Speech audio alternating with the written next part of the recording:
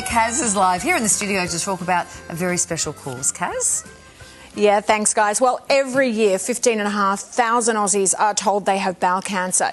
It is the deadliest cancer for people aged 25 to 44, with the risk of being diagnosed before the age of 40 more than doubling since the year 2000. Here to share their story and highlight the importance of early diagnosis, access to care, but most importantly, hope for a cure is Seemab and Miroz. Ladies, thank you so much for joining us. Thank you so much for having us. Thank you.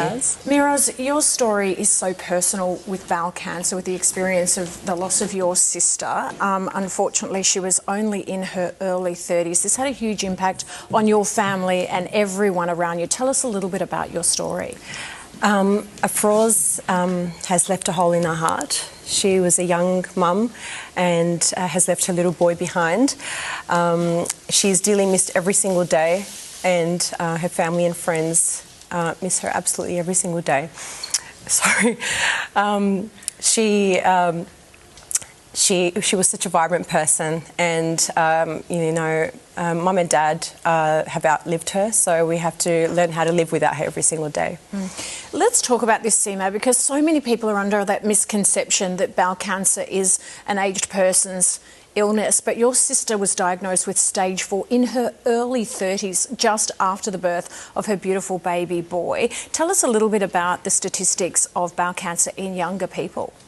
Yeah, so as you've already mentioned, Kaz, bowel cancer is something that affects around 15,000 Australians every year. It's the second deadliest cancer for Australians, but it's actually the deadliest cancer for people aged 25 to 44, which was the age bracket that Afroz was in as she was diagnosed at the age of 33. But what's also really confronting to hear is that the risk of being diagnosed with bowel cancer under the age of 40 has actually more than doubled since the year 2000. And we see that through Afroz's story, and we see it through so many other young individuals that we've met through Bowel Cancer Australia. Yeah, it's quite shocking when you look at the statistics and the ages. Let's talk about the symptoms, because Afroz was diagnosed at stage 4 in her early 30s. What should we be looking out for when it comes to bowel cancer? Yes, so there's actually a really simple way to remember the symptoms of bowel cancer, as it spells out the word bowel. So there's blood in your stool, there's obvious change in bowel habits, there's weight loss that you can't explain, extreme tiredness for no reason, and that actually also includes unexplained anemia, which was something that Afroz experienced. And finally, there's the lump or swelling in the abdomen.